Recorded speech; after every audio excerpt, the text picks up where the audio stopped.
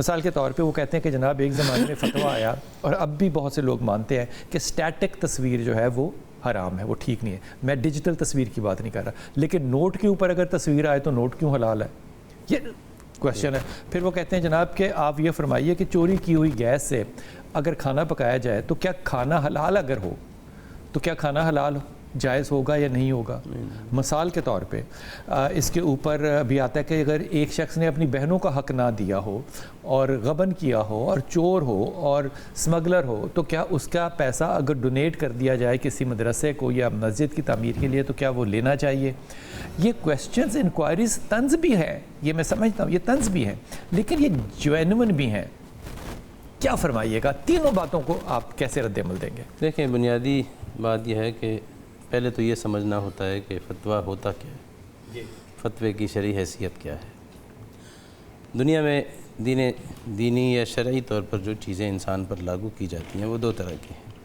ایک وہ ہے جو کوئی انفرادی طور پر کوئی عالم کوئی فتویٰ دیتا ہے، اپنی علمی رائے دیتا ہے اس کے بارے میں، اور دوسرا ہوتا ہے کہ آپ کسی وہی مسئلہ فرد سے ہٹا کر کسی جج کے پاس لے جاتے ہیں، قضا کی صورت میں کورٹ میں لے کر جاتے ہیں، وہاں اس کے پاس جا کر اپنا حل ڈھونڈنے کی کوشش کرتے ہیں.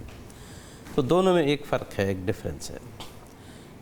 فتویٰ کے بارے میں کہا جاتا ہے کہ یہ آپ کسی کو شریعت کا حکم بتاتے ہیں لیکن آپ اس پر یہ امپلیمنٹ نہیں کر سکتے ایز این انڈیویجول، کیونکہ وہ ایک فرد کی رائے ہے، وہ ایک ادارے کی یا انسٹیٹیوشن کی رائے نہیں ہے. جبکہ جو قضا ہے جس کو آپ کورٹ کا ڈیسیژن کہتے ہیں، عربی میں اس کو قضا، میں بات پوری کر لوں. اگر وہ شرعی حکم ہے تو پھر کیوں نہیں لاگو؟ میں بات پوری کر لوں.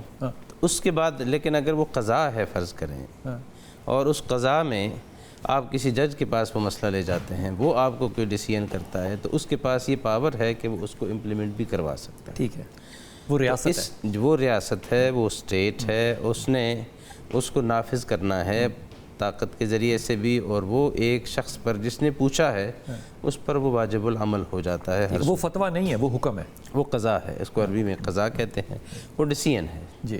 یہ جو دوسرا ہے یہ فتویٰ ہے.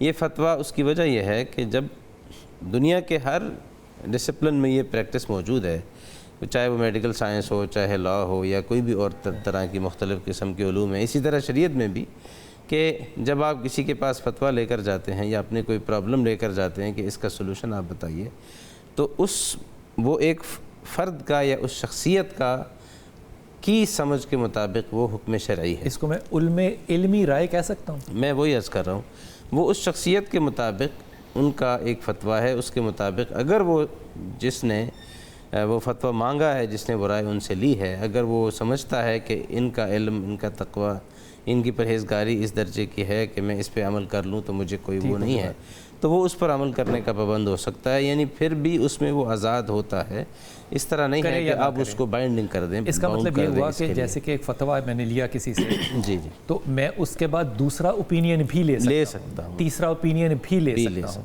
اور تینوں اوپینین اگر مختلف ہوں تو اپنی پسند کے مطابق جس اوپینین پہ چاہوں عمل کر جس کو آپ سمجھتے ہیں کہ یہ شریعت کے زیادہ قریب ہے یا اس سے آپ کا مسئلہ حل ہو سکتا ہے یا اس طرح کی کوئی صورت بن رہی ہے تو پھر آپ اس کے مطابق تو اگر شریعت کے جو قوانین ہے یا جسے لیجسلیشن کہتے ہیں وہ تو ایک جیسی نہیں ہے، وہ فلیکسیبل ہیں، ان میں بہت ساری. آپ یہ دیکھیں، میں آپ کو یہی تو مسئلہ ہے ہمارے ہاں، ایشو یہی ہے. اسلام آیا اس طرح کہ وہ پوری دنیا کے لیے تھا، پورے جہان کے لیے تھا، اور پورے جہان کے لیے ہونے کی حیثیت سے اللہ تعالیٰ نے اس کے اندر وہ سہولتیں رکھی ہیں کہ جس کے نتیجے میں ہر علاقے کے، ہر مذاق کے، ہر مزاج کے، ہر طبیعت کے لوگ یا ہر قوم اور قبیلے کے لوگ، کچھ تو وہ چیزیں ہیں جو بالکل طے ہیں. آپ 5 نمازوں کو 4 نہیں کر سکتے. وہ تو اللہ نے قرآن میں کہہ دیا نا کہ کھانے کے علاوہ یہ چیزیں 5 ہیں. یہ چونکہ یہ فتویٰ جو بھی ہے یہ اجتہاد کے قبیل سے، ہم اس کے علاوہ بات اجتہاد کے قبیل سے، جی ہم اس کے علاوہ میں اسی کی بات کر رہا ہوں، یہ اجتہاد کے قبیل سے ہے. اور جو بڑا عالم ہے، مفتی ہے، جس نے علم شریعت کا وہ درجہ حاصل کیا ہے، ہر ایک ہم میں سے بھی فتویٰ دینے کا اہل نہیں ہوتا. تو جب وہ اپنے اجتہاد، اپنے علم، اپنے اس کے مطابق یہ ڈیسائیڈ کرتا ہے کہ فلاں چیز درست ہے اور فلاں نہیں ہے، تو اس پر آپ سیکنڈ اوپینین لیتے ہیں.